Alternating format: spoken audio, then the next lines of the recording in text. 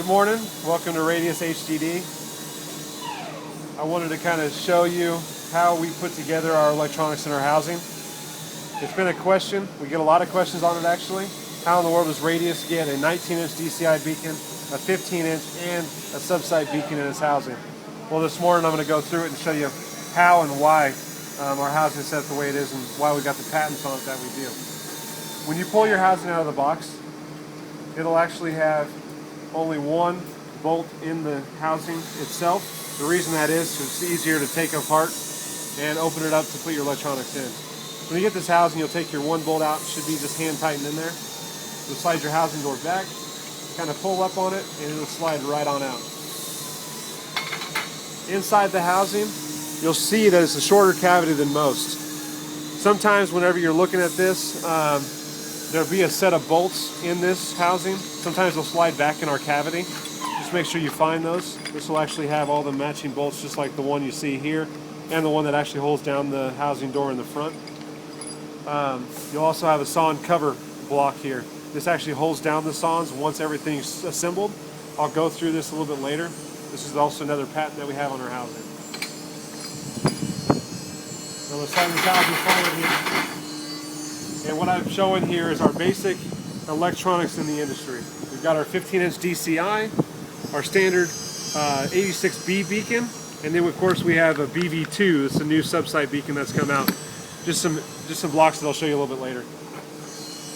What I want to go over first is our DCI electronics. DCI's come out with two different length Sondes. We've got a 15-inch, which is your normal long-range, standard range Sonde. And they also have a 19-inch. And that's why in our package here, DCI clocking assembly, you'll have a spacer block. Our housing is actually designed right now, the way it sits, will accept a 19-inch Sonde from DCI. If you've got a 15-inch in your hand, which normally most of you drillers will, you'll actually take the Sonde block itself, the spacer block, out of the package and slide it in the housing first. It'll go all the way to the back of the cavity. You'll actually assist it with your Sonde once you get it ready. When you have this package open, you'll have a clocking assembly. You've got your back plate and you've got your actual clocking mechanism itself. You'll put this at 12 and 6. As you can see, it's vertical. There'll be a bolt in the bag with an Allen wrench that we supply for you. You'll put the bolt in the back side here and you'll hand tighten it, and then you'll use your Allen wrench to install that bolt until it's tight. Pretty quick and simple. Now what this is designed to do is actually sit in this housing with your Sonde or your beacon, and this will actually hold your transmitter in a 12 o'clock, 6 o'clock position so you're ready to drill. And what we're going to do here this morning is show you how to actually install this Sonde. What you're going to do is you're going to put an O-ring at the end of your Sonde, another one in the middle, and another one at the very end.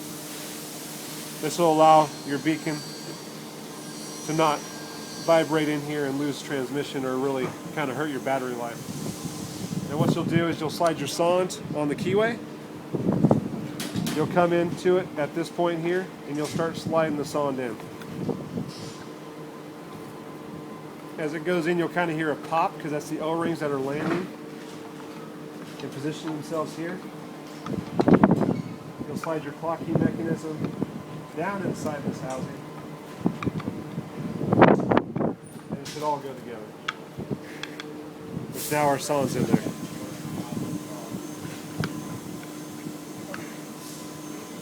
As you can see, you have your O-rings in here. Now it's nice and tight seal, and you'll see there's going to be a little gap on the back side of this transmitter here. What that's there for is our, like I said, our patented Sonde cover block. What this is doing is exactly just that. It's the Sonde cover block.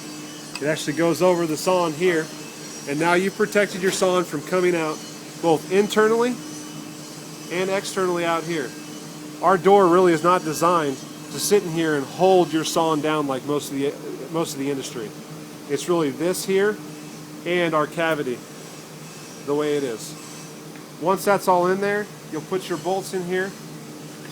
You'll put your housing door on. You've already got your end drill bit or your adapter piece down here. You're ready to turn this thing, pitch, roll your new stuff out there for DCI. You can actually recalibrate your sonde and everything. Now what I'm going to do on part 2 of this thing here is I'm actually going to take this housing, this sonde out, everything that you see, and we're going to put DCI in there. I want to do it all in one video, so that way you know I'm not actually changing housings. So what we'll do is we'll just slide this beacon out of here. I'll go ahead and keep the O-rings on here because we're done with the DCI sonde. You'll want to tip this housing up because you got your spacer block. Don't forget that, because I had a lot of people that actually want to change electronics. They forget this is in there. Before you know it, now you got several different pieces sitting in there. So once again, we were back at our standard housing position again. We have nothing inside this housing. It is empty. It's an empty cavity. Now what we're going to do is we're going to work with our 86B beacon. The package that you see here, as you can see, Subsite 86B clocking assembly, has all your parts and components just like the last one does. The only difference, there's a couple different things here, is you have a spacer piece here. As you can see, it's a little bit different. It takes up that same space, 19 inches, once all this stuff's assembled this way. The reason we have this together is just that. Our cavity is designed for the long DCI beacon, and again, this will make up that 19-inch long space. If I remember right, I believe the Subsite is 17 1/4, if that's food for thought for you guys there. And what you'll do is you'll do the same thing we did with the DCI. You've got your top, your back piece, you've got your clocking piece, and as you can see, this end's a little bit different. It's got a little nipple sticking out of it, where the DCI was a long, slender, horizontal or vertical tab. This is a horizontal tab. This will actually go in the slot on your 86B beacon. You'll put your bolt back in there, just like you did before. Use your Allen wrench, which we provide for you. And bingo, it's tightened down. We'll do the same thing we did before. We've got our O-rings though, as you can see, they're a little bit more slender because the Subsite beacon's a little bit bigger around. So you'll just slide these O-rings back on it. So there's one there. I should bring this one to the middle. I'll put your secondary one kind of towards the end. And then of course this is going to be the one towards the front of the housing. Now we're ready to slide in. You'll take your spacer block, drop that in, push it to the back of the cavity. You'll take your sonde itself, and you'll start sliding it in. It'll be a little tough because the Subsite beacon is a little bit bigger, and those O-rings on there provide a nice space. I'm doing this one just because I've done this enough to where I know where that little nipple is. And again, I'm in there locked in tight. As you can see, there's that little space again. You got your O-rings in here, it's all cushioned down, nice and tight. And again, our sonde block and cover piece. Again, the reason I stress this enough is this needs to go in there. This will protect everything you have in this housing and make this nice and tight. As you can see, it's a snug fit. This thing is not going anywhere. Again, what we'll do is I'll actually assemble this housing now just so you can see how you do everything. You got your housing door.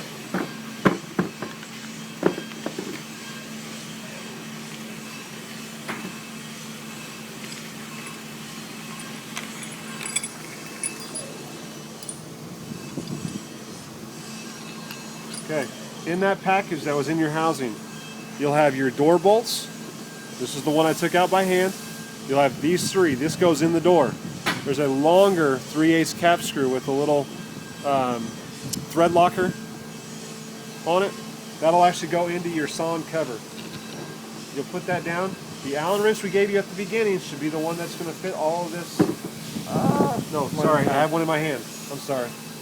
Anyways, done this enough, I guess I should remember that. You'll tighten this all the way down. This will actually now lock everything into place. That's tightened. Now what you're going to do is you're going to slide on your housing door. It's going to go forward, pull it back. Everything should be flush.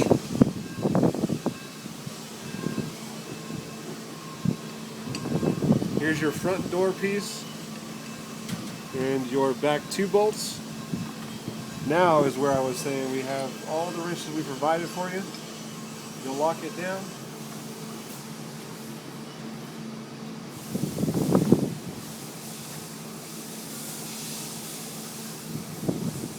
That one's in.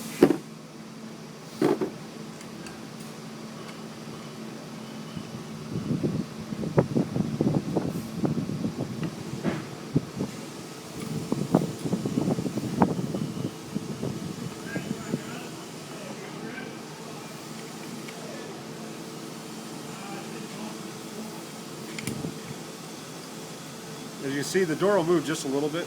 The reason for that is it kind of allows our housing to do its flexing. It's a true rock housing. You're all done.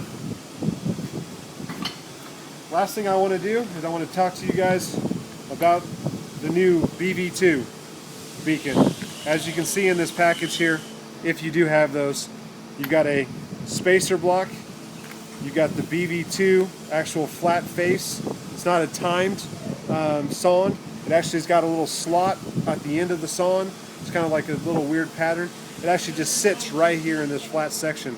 You don't need to sit there and time anything. And of course, here's your O-ring. So we also do have that for our house as well. Hopefully this video is instructional for you. We appreciate everything and we hope to hear from you soon. Have a good day.